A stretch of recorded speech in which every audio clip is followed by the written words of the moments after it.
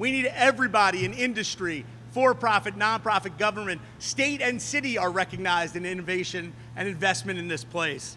And ultimately, we need to take the lives of those who are uncertain about their own economic situation and make those lives easier, not harder. In Boston, one organization has been taking actions to combat hunger. The Greater Boston Collaborative Food Access Hub in Roxbury celebrated its one-year progress on Monday. The hub is a centralized food recovery, refrigerated storage, and distribution space, which provides nutritious and healthy food to pantries, food kitchens, and other distribution sites throughout Boston. In its first year, the Greater Boston Collaborative Food Access Hub distributed 1.7 million pounds of food, the equivalent of 1.5 million meals. They sent 62,000 pounds of produce and 20,000 pounds of recovered food out to families every week. Perfectly good food that might have otherwise been thrown out or wasted. It's the single biggest contributor to our landfills, but instead, this food was delivered to families while it was still fresh.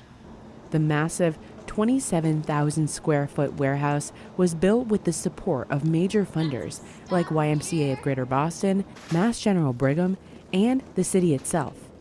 In its new mobile market, the distribution center on wheels, funded by MGB, is able to get nutritious food to 180 to 200 people at a time. What the mobile market does, what delivering food to pantries does, what keeping more people from going to the food bank and being a last mile distribution does, what delivering food to kids at school and after school and in the summer does, is create dignity and proximity. It says we are all entitled to food as a basic human right, nutritious food that we would want to put on our tables, culturally relevant food. And it says that our standards are just as high for our neighbors as they are for ourselves. After sorting through thousands of tons of food at the warehouse, trucks load up and drive to local neighborhoods, dropping off groceries to sites across the city. Organizers consider people across different age groups, nutritional needs, and lifestyles by consulting professionals from all walks of life. We know that there are many who are seniors, who are children, who are vulnerable, and may not know where their next meal might come from. But that's why we came together today. That's what this work is today. It's standing shoulder by shoulder with one another and working towards a partnership that's dedicated to those who are most vulnerable in our city.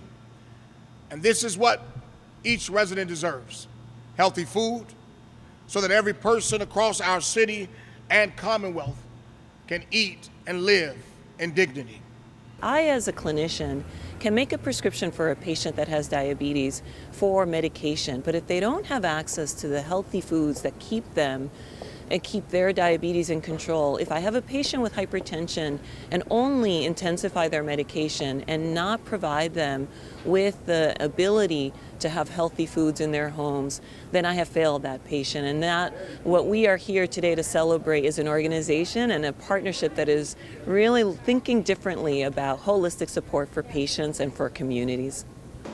On its first anniversary, we see how public-private partnerships can unite for a common good, like sustaining the health and well-being of the residents in the city of Boston.